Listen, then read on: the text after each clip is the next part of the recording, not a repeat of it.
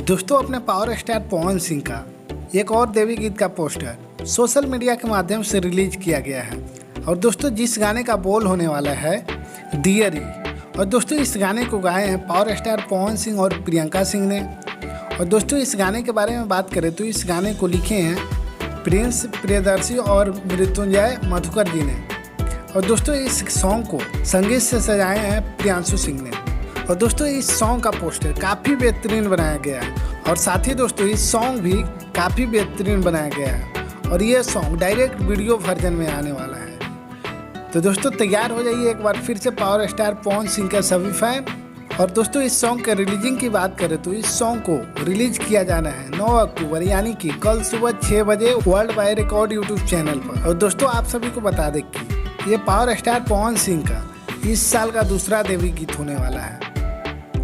और जिसमें power star Pawan Singh और नीलम गिरी का जोड़ी देखने को मिलने वाला है। और दोस्तों, ये सॉन्ग को काफ़ी हाई लेवल पर शूट किया गया है।